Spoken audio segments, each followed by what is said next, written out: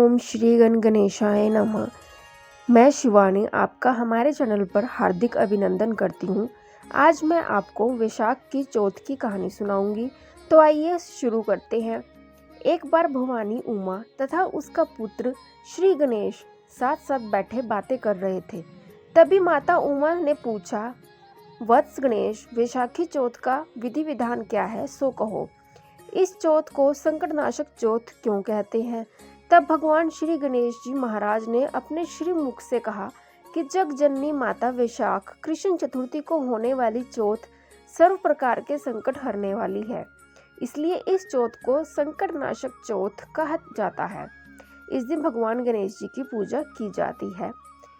किसी गांव में एक विधवा माता और उसका पुत्र रहता था।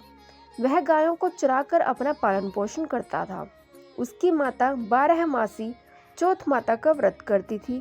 वह हर महीने की विनायक चौथ को चूरमे के 5 लड्डू बनाती। उनमें से एक लड्डू माता चौथ माता को चढ़ाती थी, एक गणेश जी का, एक गाय का निकाल कर दान करती, एक बेटे को खिलाती और एक स्वयं वह खुद खाती थी। जब वैशाख महीने की चौथ थी, बेटा पड़ोसन के घर गया।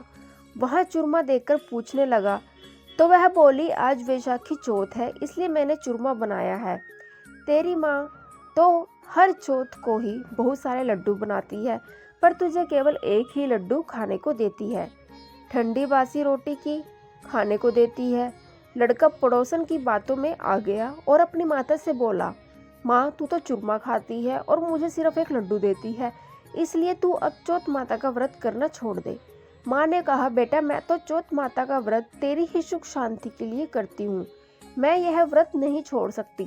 यह सुनकर बेटा नाराज होकर विदेश जाने लगता है। माँ बोली, बेटा यदि तू मेरे से नाराज होकर विदेश जाना चाहता है तो यह माता जी की आंखें अपने साथ ले जा। यदि तेरे पर कोई संकट आए तो चौथ माता और विनायक जी का नाम लेकर इन्हें डाल देना, तेरा संकट दूर हो जाएगा।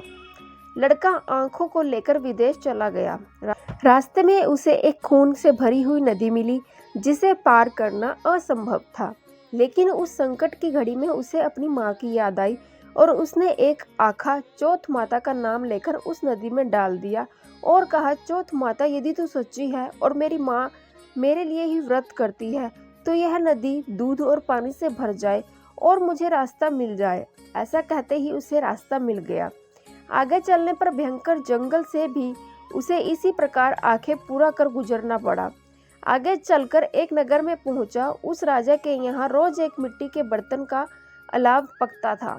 वह अलाव तब पकता था जब उसमें एक आदमी की बलि दी जाती थी, यानी एक आदमी को बर्तनों के साथ चुन दिया जाता था। उस लड़के ने वहां जाकर देखा, एक बुढ़िया माई आटा पीसते जा रही थी और वह रोती हुई जा रही थी। लड़के ने इसका कारण पूछा। तब बुढ़िया बोली कि आज मेरे इकलौते बेटे का इस अलाव में जाने का नंबर है। तब वह लड़का बोला, बुढ़िया माई तुम मुझे जल्दी से खाना खिला दे और तेरे पुत्र की जगह मैं जाऊंगा। बुढ़िया माई ने मना करने पर भी वह नहीं माना और राजा का बुलावा आने पर अपना सामान बुढ़िया माई के घर छोड़कर चला गया। साथ में चौथ माता के आंखें व एक जल का लोटा उस अलाव में अपने साथ रख लिया और चौथ माता का नाम लेकर बैठ गया। दूसरे दिन अलाव पककर तैयार हो गया। लोगों को बहुत आश्चर्य हुआ। प्रजा ने जाकर राजा से यह बात कही। तब राजा स्वयं देखने आए। अलाव में से बर्तन निकाले जाने लगे तो अंदर से आवाज आई, धीरे धीरे बर्तन उतारो, अंदर मैं हूँ। तभी राजा ने आवाज सुनकर कहा कि तू अंदर कौन है, कोई भूत प्रेत है या कोई देव? तब वह लड़का बोला, कल जिस लड़के को तुमने अलाव में चुना था मैं वही लड़का हूँ। लड़का बाहर आया। बाहर आने पर बुढ़िया माई व राजा के पूछने पर उसने कहा कि यह सब चमत्कार मेरी चौथ माता और विनायक जी के व्रत का प्रभाव है। मेरी माँ मेरी सलामती के लिए व्रत करती है, उन्हीं के प्रताप से आज मेरा यह भयानक संकट दूर हुआ है। राजा को विश्वास नहीं हुआ। तब राजा ने 2 घोड़े मंगाए, एक पर स्वयं बैठा और दूसरे पर लड़के को बिठाकर उसके हाथ पैरों में जंजीर बांधी और कहा, यदि तेरी चौथ माता सच्ची है तो यह जंजीर मेरे हाथ पैरों में आ जाए।